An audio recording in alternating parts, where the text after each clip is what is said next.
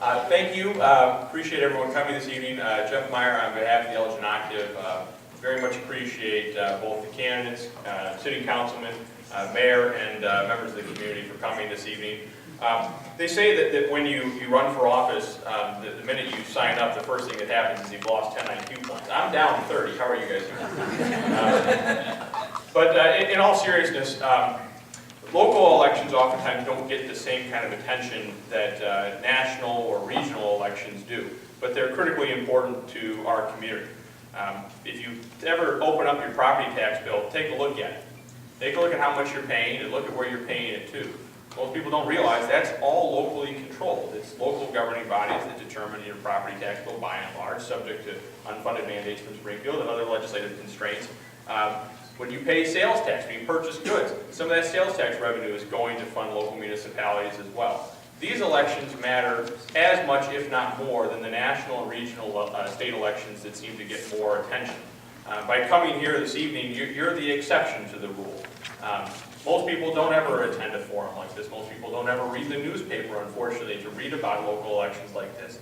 It's critically important that people participate the way that you are, that you share your experiences and what you hear these candidates say this evening with other people who live in the community to help them make informed decisions in this election in April. I'd like to take this time to thank our gracious host, Wesley United Methodist Church. There are two parts to the program this evening. The first is a forum for candidates running for Elgin City Council. The council candidates who have come this evening. That we expect that portion of the program to run a little over about an hour and a half, I think an hour and 40 minutes or so, and then that'll be followed by a second part of the program this evening for the two mayoral candidates. So I'll turn it over to Bill, who's going to MC the first portion of the program this evening.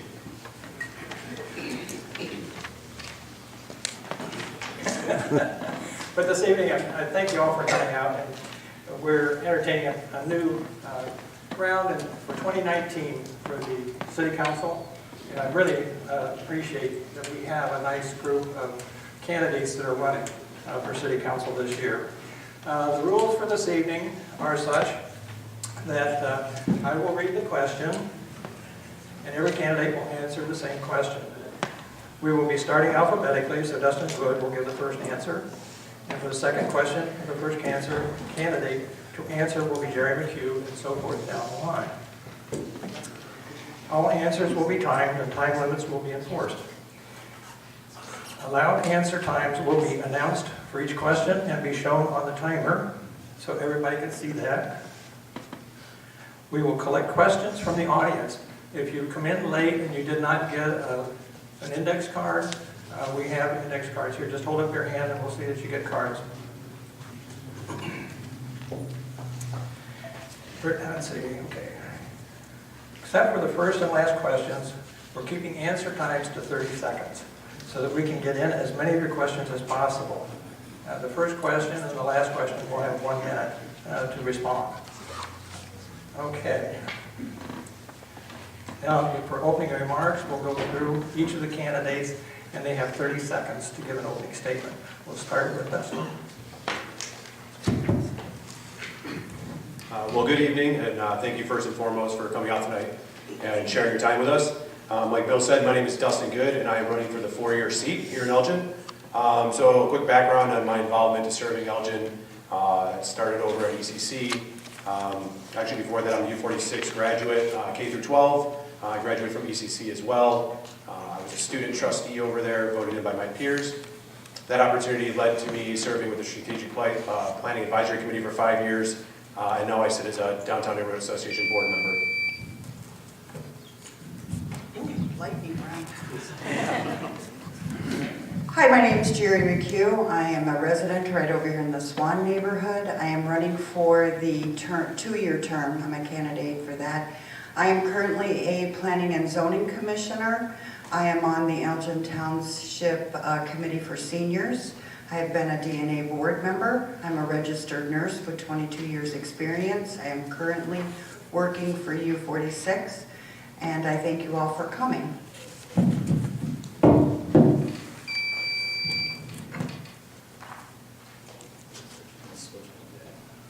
It's on, I've got it. Hello. Good evening, I'm Fred Moulton, and I'm an Elgin resident, obviously. I've been in Elgin for 45 years plus. I am retired from about 40 years with AT&T and IBM, where I held many jobs, including contract management, managing large budgets, and also team building and consensus building. I'm running to improve what we can do here in Elgin, and I appreciate your time. Thank you.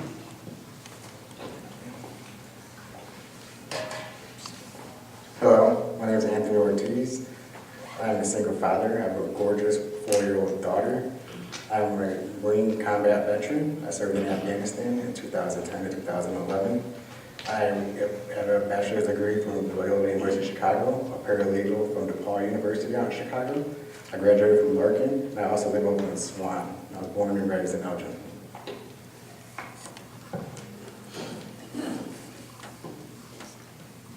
It's on now. Hello. Good evening. My name is Tish Powell, and I am seeking my 3rd term on the Elgin City Council. I moved here about 20 years ago, and I've fallen in love with the Elgin community.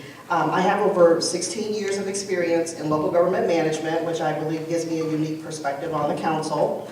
I actually worked for the city of Elgin for 9 years as well. And my vision for Elgin is to ensure our community remains a great place to live, work, do business, play, and raise a family. Thank you.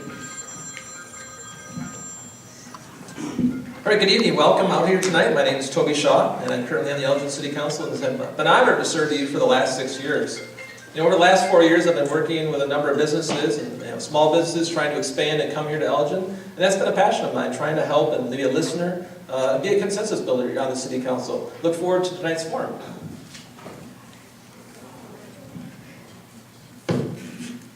Well, good evening. Thank you for being here. My name is John Steffen. I'm running for my 4th term on City Council. I am a lifelong Elgin resident. I grew up in Eagle Heights. I went to Illinois Park School, Kimball Junior High at that time, Larkin High School. Lived in the far west area for a while, and I now reside on the east side. I'm very involved in the community. I'd ask you to pick up some of my materials out in the back to see what I've been involved in. My family's always been involved, and that's passed on to me. I want to continue with City Council to make sure we're doing the best with our city services in the most cost-efficient way that we can. So thank you.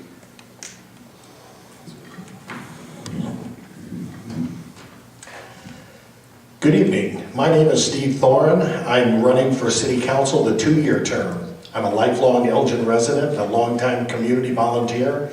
I believe in Elgin. I believe in our people. Everything that my wife and I have is invested here. I know we have great challenges, but we even have greater advantages. I believe in working together. I'm a people person, by the people, for the people. I promise to give that spirit alive as an Elgin City Council member. I thank you all for being here. Okay, now we're on to our very first question.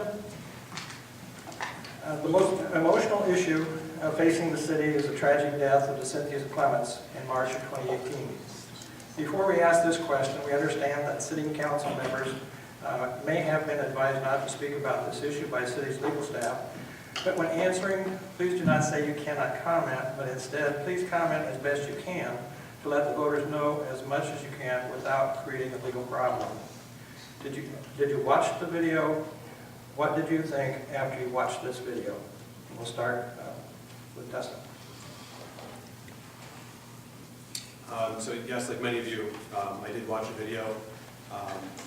As somebody who watches city council videos as well as attend city council meetings, the last one that we just had this past Wednesday was a packed house, over 240 people that showed up there. And they've been consistently showing up to voice their opinion. So I know we all agree that due process is afforded to everybody here in this country, and Officer Jensen will get due process. However, we are elected officials. We are seeking the vote of the public. We represent the public. The police department has higher representation, and city council is expected to represent the public. And initially what I'm hearing as I walk around on the campaign trail is a lot of people feel that it would be a wedge driven into the community if Officer Jensen is brought back onto the police force. Obviously, we'll be waiting for the report to come back from Cook County State's Attorney, but I think it is incumbent upon everybody here, and City Council has done a great job of having people come forward, hearing their voice, and I think just most importantly, we need to make sure that we hear people's opinions about this matter going forward.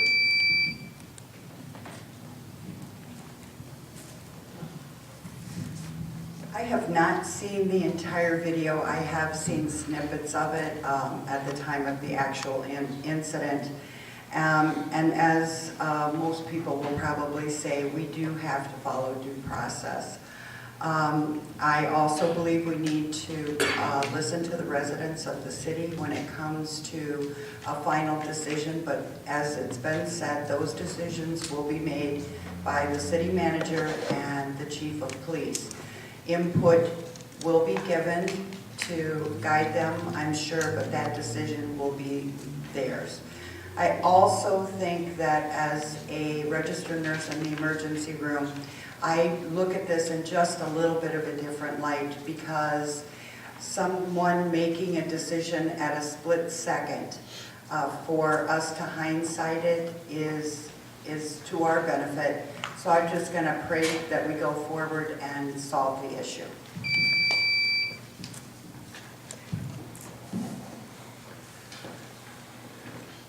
I have watched the video, and I did find it disturbing. Any loss of life is tragic. However, I don't have the information from the Illinois State Police, nor the investigation information from the Cook County State's Attorney, nor whatever may come from an investigation by the Elgin Police Department, whether they do it internally or they export it to an independent source. So I don't think I should comment any further on that until I have all the details. Again, it was tragic. I truly wish it had not happened. Thank you.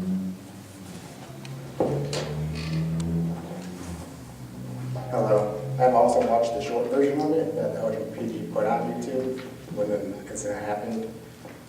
I'm coming from a combat background, knowing that when you shoot your weapon, you have consequences for that. You're supposed to know what you're shooting, why you're shooting, and if there's any other remedial actions after you pull that trigger.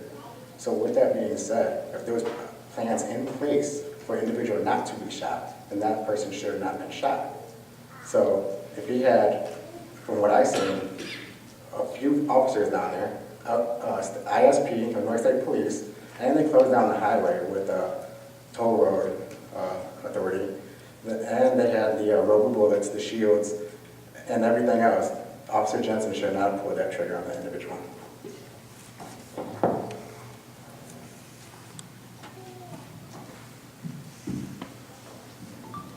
I have seen the video. First, I want to say our community is hurting clearly from this tragedy. And while I have listened to everyone who has come and spoken, I support our police department, and I support our community at the same time. We have built some very strong bridges in our community with community policing over the past few decades. And I think that those bridges are key in terms of how we move forward. I'm not willing to throw away all of the work and the progress that we've made in this community by making the wrong decision in how we move forward. This is a matter of judgment and accountability.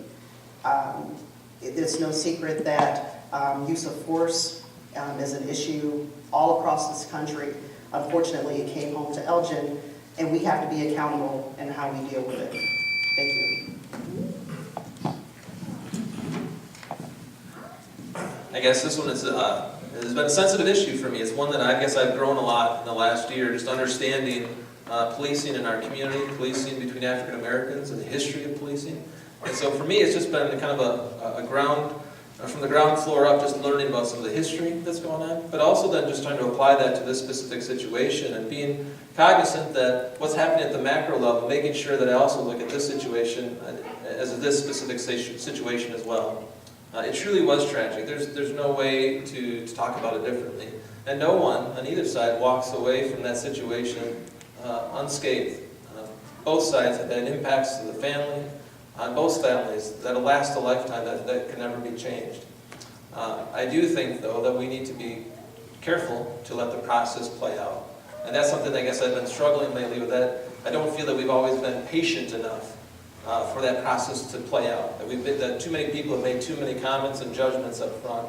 And so I really need to hold back.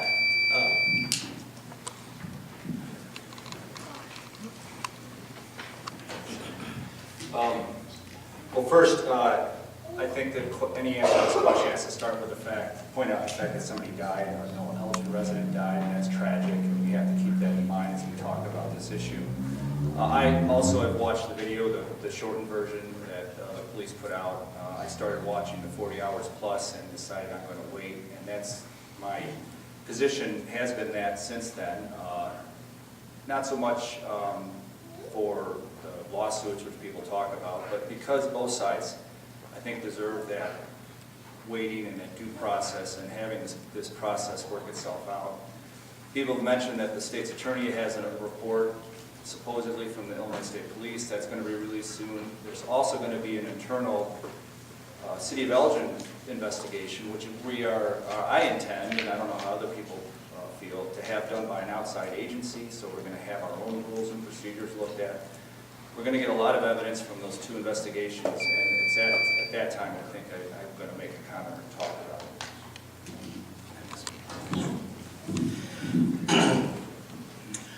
Well, first and foremost, I would extend my condolences and sympathy to the Clements family.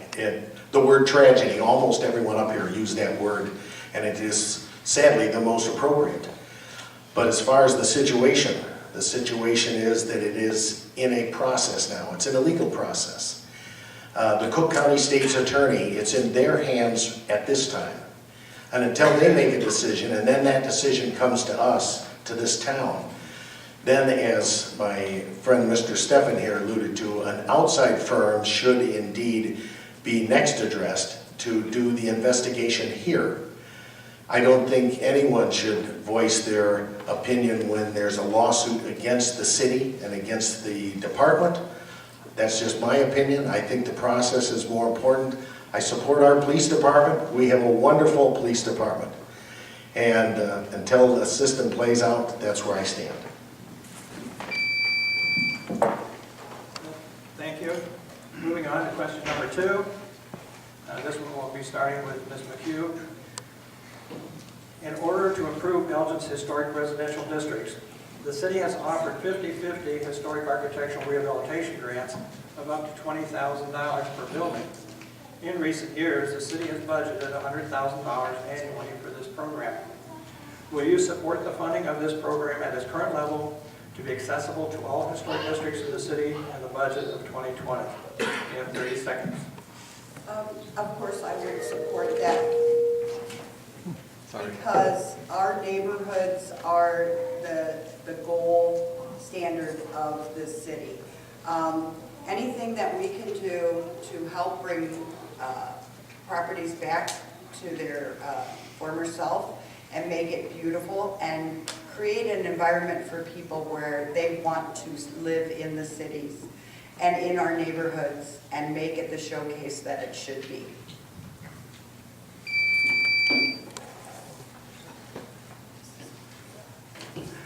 Yes, I would support the program. I've seen some of the progress and the work that has been done. A lot of it is beautiful, so I see no reason not to. I'm a neighborhood guy.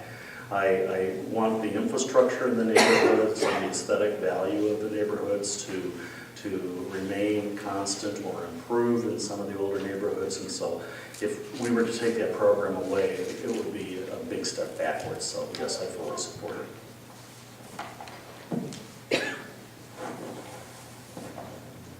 I'll support it to an extent, maybe not as much money, because they're taking some of the money away from our youth.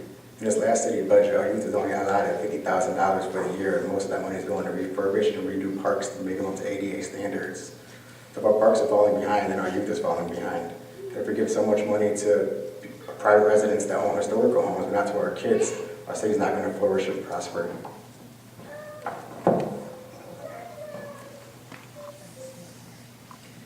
I wholeheartedly support our grant programs that help people reinvest in their homes and improve our neighborhoods.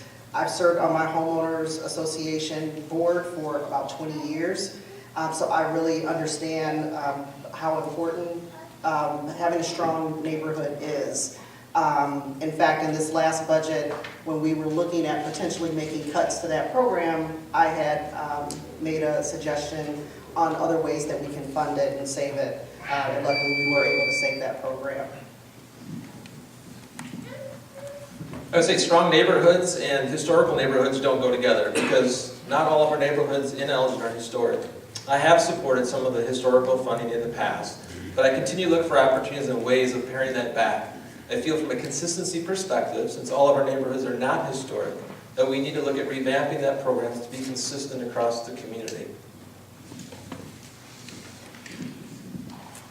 As somebody who's done the research myself to plaque 3 houses, including the one I'm in now, the one I used to be in down the street from the Millers on Prairie Street, and my grandma's house on Spring Street. I appreciate the value of the old houses. I think they are an asset to the city. They are one of our unique assets that we have to support. As Tish mentioned, we did find a way to fund this program. We're going to blend it with another one, the $100,000 that's in the general budget that funds alleys. So we're going to use TIF money when projects are in the TIF district and general revenue funds when it's outside the TIF district. And we're going to keep that program going. I don't think it'll be anyone's surprise to say that I certainly support it. The word historic preservation is in my name. I love older buildings, I love history, I love past. The reason we're here is because of what's happened, and Elgin has a unique base of incredible homes. Even Old House Journal said it's one of the best places to build and to renovate a home. I'm behind it, and I'll try to help extend it. There's even been people moved here because they went on our house walk. Echoing what Steve just said, is that our historic housing stock definitely draws people out here, whether it's the residential units or the units that we have downtown. So I wholeheartedly would support improving the infrastructure that we already have in place for our historic districts. It's the bedrock of our housing stock. And as somebody who likes to reduce resources as much as possible, the greenest house to build is the one that you don't have to build. So I think it's good for us to invest back into what we already have here. And that's just a method of approach I think we need to take, not only with our housing stock, but other aspects of our infrastructure.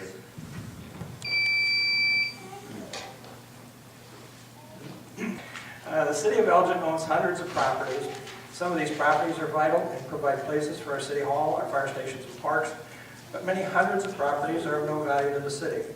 Many are empty lots, and some have fully functional buildings. Some were given to the city, and others were acquired for long ago abandoned projects such as the North End Bridge. Because these properties are owned by the city, they do not generate any tax revenue, while also presenting ongoing maintenance and liability expenses, and various city-owned empty lots detract from the overall streetscape of the neighborhood. Selling off some of these excess properties could, A, put properties back on the tax rolls, providing steady revenue to the city. B, generate even more taxes when new owners build new houses on empty lots. C, generate economic activity when new owners build new homes.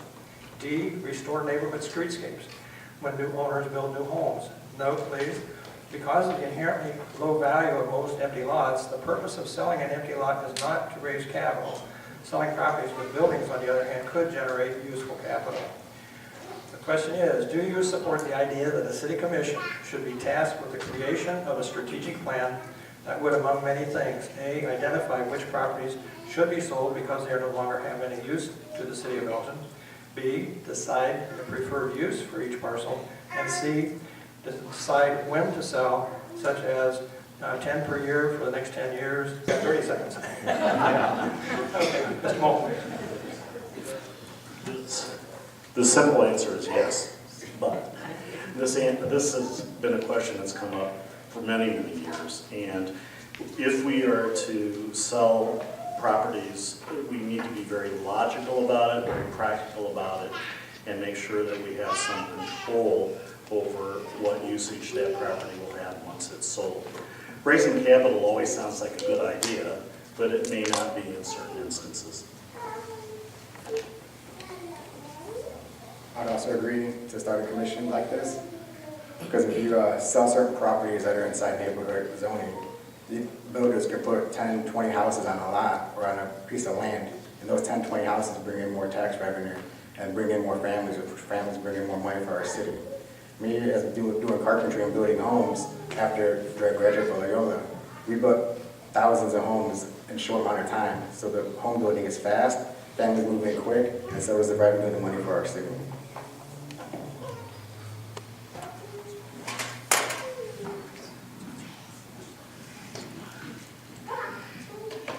I think before we form a city commission of residents, I think the city council as an elected body needs to prioritize what they want to do, what we want to do with those properties. Some were purchased because they're in a floodplain and those houses flooded all the time, so we purchased that land. Some are vacant lots that maybe are good for parks, maybe are good for community gardens. We're in the process of putting in a community garden with some folks over in the Channing area. But I'm definitely in support of being strategic in how we look at this. Thank you. I will say, I think the number is a little bit overstated. I do know there are a number of properties that are available though. Especially I would be wanting to focus on those lots that would infill existing neighborhoods where we purchased a property that was troubled for some reason. Those I would like to see repurposed and sold back out in the market. I would not want to create a new commission, but I would either leverage an existing commission, as well as Councilwoman Powell said, after the council makes that decision and put some guidance around it. Quick answer is no, I wouldn't support it. I called this the Chuck question because he and I have had this conversation many times. Every time he brings it up, I dutifully check with the staff and I would get a list of the properties, and when you take out the parks and the fire stations and the police station and our pools and water towers, there's not a lot left. I will say that one thing that has happened is with NSP funded lots that we got from the recession through federal funding, some of those have been turned around. They're wonderful housing. I would suggest people go check them out at Spring and Franklin. This is something I would support. I agree with Councilwoman Powell on the fact, though, that a commission needs to be addressed to look into the usage and the capabilities. Some of the lots can't be built upon. They can't be reused for something else. They're in floodplains of such bad, maybe they can have some soil added or something can be changed. The parks and the gardens, they add the value to that neighborhood. You don't want to put up a building that doesn't match in certain other neighborhoods. But I think that a commission that could work as maybe even a volunteer basis with some realtors could be of a benefit. Along with taking care of our historic housing stock, taking care of these properties also raises property values. Recently, going to the community meeting for the property over by Division at Channing, the circumstances of that property are unique. It's going to be hard to develop any housing on that, so a resident took a look at the property, found out there's plumbing already underground. A lot of the things that are over there make sense for a community garden. So in that situation, it's case by case. And I echo what some of the current city council members have said. I don't know if we necessarily need a new committee, but just to refocus and prioritize. I'm not sure we need a new commission. We have several existing commissions that this type of information could funnel through, and I think the city is in the process of compacting things so they're more effective. I would say really quick, there's a piece of property downtown where the DNA and the chamber are right now that I would like to see, if someone were interested in developing that, the city consider selling that property. Very good. Moving on to question number 4. This will be with Mr. Ortiz. In some parts of the city, residents can rake their fall leaves into the street. In other areas, leaves collected by the city must be placed in paper bags. In an effort to reduce the city's costs and to provide equal treatment of all areas across the city, do you support the elimination of leaf rake-out areas? You have 30 seconds.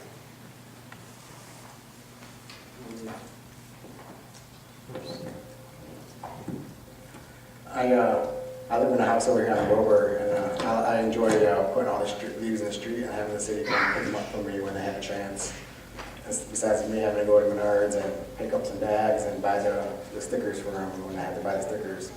But I also don't like that the leaf started, I think, $2 each a month in your water bill, and then now it's been raised.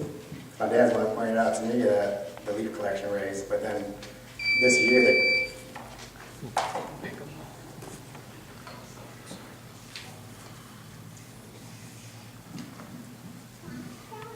This is near to my heart, having worked in public works here and in Kalamazoo, Michigan. This is a lose-lose situation. We can't control Mother Nature and when leaves fall. So the people who are in the rakeout areas that are paying are going to be unhappy if it snows, because our crews, the same crews that pick up leaves, plow snow. Would I be in favor of it? We tried that before, eliminating leaf pickup, and it was reversed at the next city council meeting. So I would rather keep it the way it is, and people will pay. I would say basketball hoops and leaf rakeout program. Those are two topics that I guess I would not want to touch. Folks have spoken about that issue. If folks want to change their mind, I'm all for it. This is really a resident feedback issue where we need to hear from residents and the direction they want to take with it. The program is an enterprise type program where the fees that we collect go pay for that program directly. So we're not trying to make money off of the program. It's meant to just be a pass-through. But I'm totally open to residents, as a majority of them, if they want to change that direction. As somebody in one of the breakout areas, but I also push most of my leaves into my flower beds and don't use it, I have to think that, as Anthony said, as it gets more expensive, it is a pass-through program. We charge the residents how much it costs, so it's just a pass-through to those people that get that service. It may price itself out. I mean, we may end up having enough people complain about the price to get rid of it. But for now, it's as long as it's a pass-through and the people that are getting that service are charged for it, and Public Works tells us that it doesn't really disrupt their street repairs, then I'm okay with it.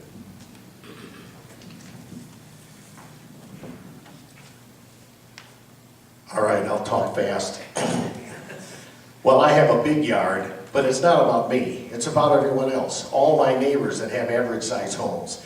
They're used to raking their leaves into the side streets. I know I rake mine into Rick Kozel's side street. But the program, like John said, it's a pass-through. We're used to this. We're used to putting them in the street so that then they get collected. Remember, years ago, we used to burn it. That would be something that a lot of towns do, but we don't want the pollution. I'm for keeping it the way it is. Again, I'm going to echo a lot of what's already been said. I would keep it the way it is. I would definitely encourage more people to just try and mulch as much as possible, but to pull this program away from people who might be elderly and not be mobile enough to take care of this on their own, or have the extra funds to hire a landscaping crew, people with disabilities, to just pull the rug out from underneath them is a little harsh. So this is just something that we have here in Elgin. We're an old community. We have old trees. I think we all appreciate that. So I would be in favor of keeping the program the way it is. I too would keep the program the way it is. I have an elm tree in my yard that somebody had said is like one of the oldest trees in Elgin, and it sheds late. So I don't even get the benefit of the program. But what I'd like to see is us not put them in the street, but on the tree bank, because of just what happened with the early snow. We had all the leaves in, the plows were coming, but I have put them on my bank before and they won't take them up. So that might be a suggestion.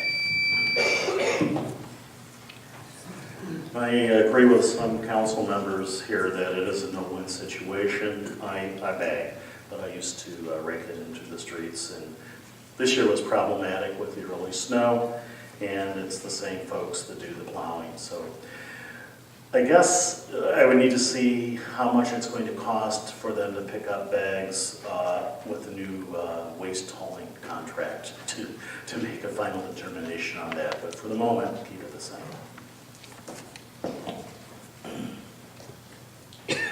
Very good. Okay, question number 5, and we'll begin this with Ms. Powell. What are your thoughts on the funding of the Downtown Neighborhood Association?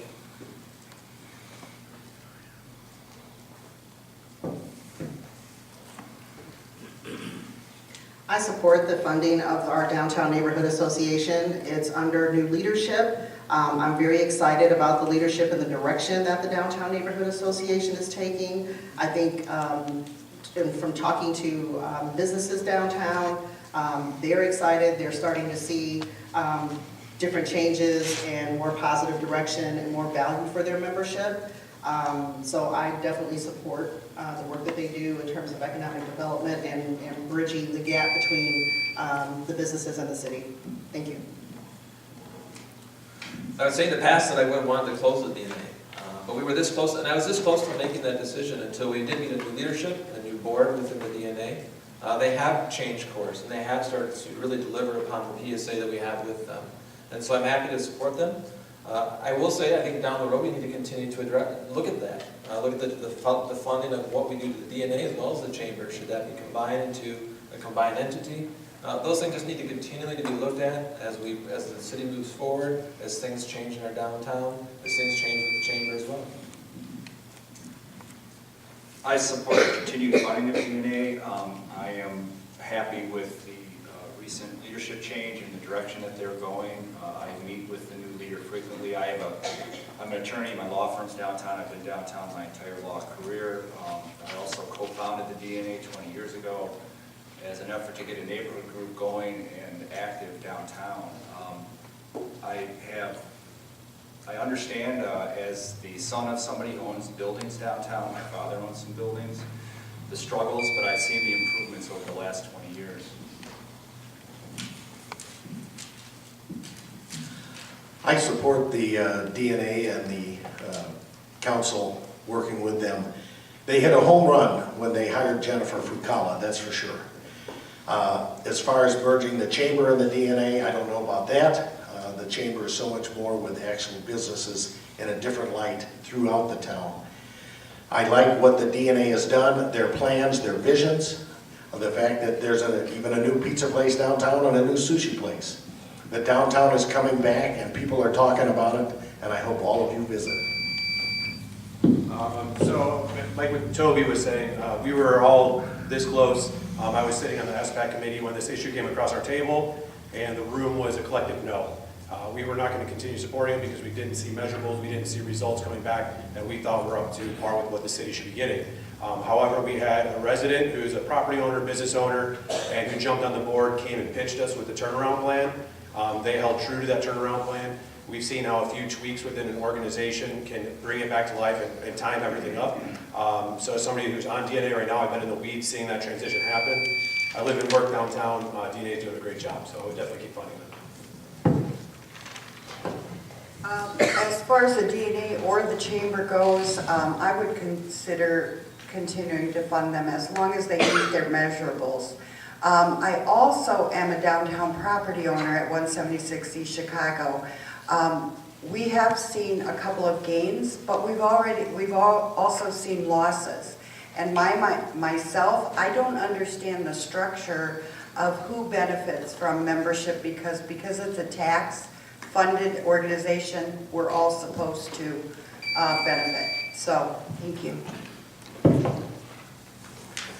I certainly would support continuing support for the DNA as long as the results are tangible and positive and that the DNA remains accountable for the funding that we give to them.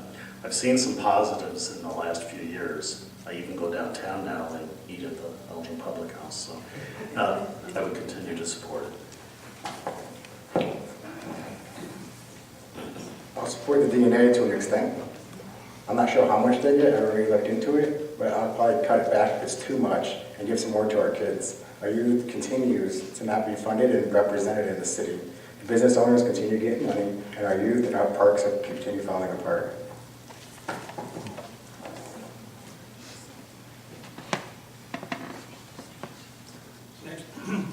Next week, issue comes before City Council for the repurposing of the Larkin home and for affordable housing and aid for individual development for those with disabilities.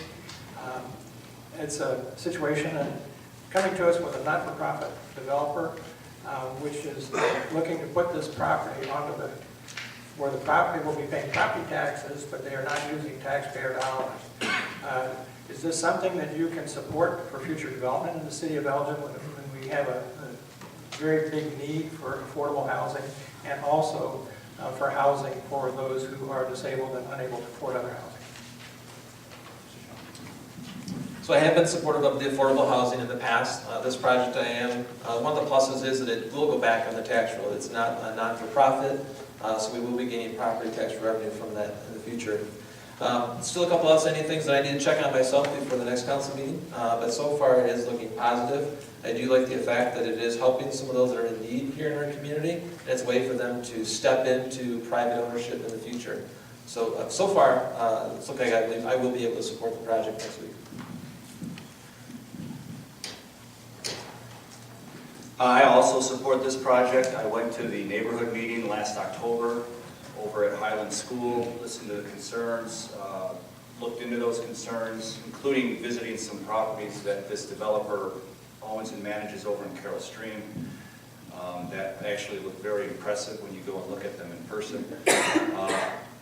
For all the reasons Toby mentioned, but also to further elaborate on that, this developer is going to take some of their development fees and plow it back into the project to have services to help these people get up and out of needing this type of housing, and that's what I see as an advantage. I support this project wholeheartedly, and to start with, it's because the 1912 historic Alarcon building would be preserved. That, along with one other one, the other buildings would be demolished and replaced. The streetscape is a concern. I believe there'd be a setback to accommodate the parking that had been brought up. And as a supportive person of disabled and needy, everybody wins. So I'm a supporter. I know this is very controversial. I think to reuse this building is proper. It's a beautiful space. It makes sense where it's located. And to increase our housing stock to make it available to people with disabilities is hugely important. People are part of our community, and like you've already said, this is a launch pad. So it's nice to have a project come into play that's not only providing a physical space, but also putting mechanisms in place to try and help people launch into their next phase. I have the unique perspective of sitting on Planning and Zoning Committee, and this issue has already come before us with a public hearing. And so I am the one person up here can tell you right now, I am already on the record as supporting this project. It's $8 million being reinvested into our community. There will be 10 units earmarked for handicapped people only. There will be an on-site live-in person that will monitor everything. So I'm already on record as supporting it. Admittedly, I don't have all the details of the program, but from my hearing here at the table and from what I've been reading, I think it's an excellent use for that property.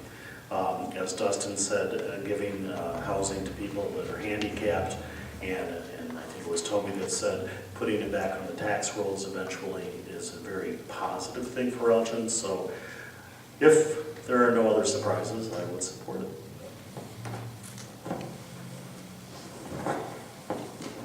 I won't bias everything that everybody else already said, but I do support it. People with disabilities, individuals do need somewhere to stay that's accessible, that have on-site help. And the money is not an issue when we have people that need somewhere to stay that also need help. I've had the opportunity to meet with the developers of this project. I definitely support the project for a number of reasons that have already been stated. Reuse of a beautiful property. I think this is really the best reuse that we could get potentially out of this property. The reinvestment, putting it back on the tax rolls. But most importantly, the aspect of it that appeals to me is giving folks that are disabled, autistic, I've got friends that have autistic children, the ability to live independently and eventually being able to even move on from there is the appeal for me on this project. Thank you. Thank you. The next question. The Elgin City Council meets about 2 times per month.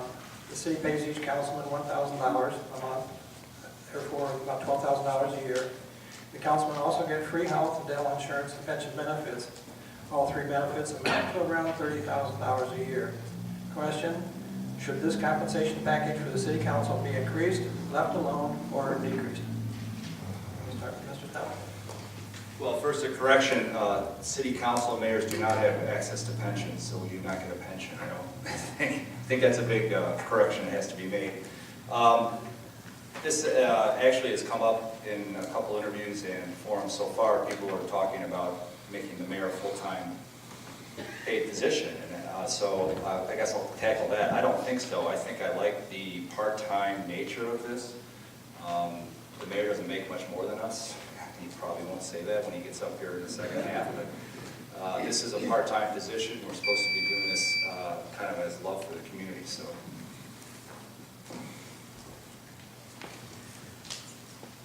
I guess it's one of those things where when you're in a position, should you give yourself a raise? Well, anybody with common sense would think, I'm not the type that would say, well, I'm doing this for the money. I'm doing this because I love Elgin. I think everyone else up here is. I think every councilman generally does. And I certainly know Mayor Captain does. There's a lot of responsibilities that go along with it. There's a lot of personal expenses. So being compensated and rewarded somewhat is fair. I certainly would not want to ever vote on my own amounts. I'm going to veer a bit here. I definitely think that Elgin is ready for full-time representation.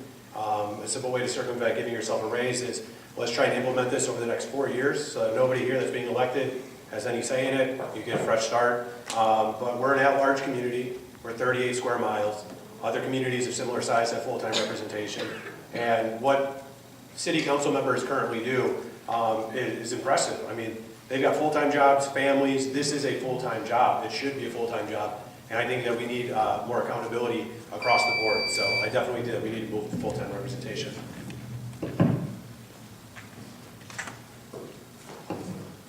I think as it was earlier stated in one of the openings, this local municipal election is the most important one we vote in, and we have low turnout. But the people that serve this community are full-time, committed servants of the community. Nobody's doing this for the $1,000 a month or the insurance. So I don't think we need to even discuss a raise.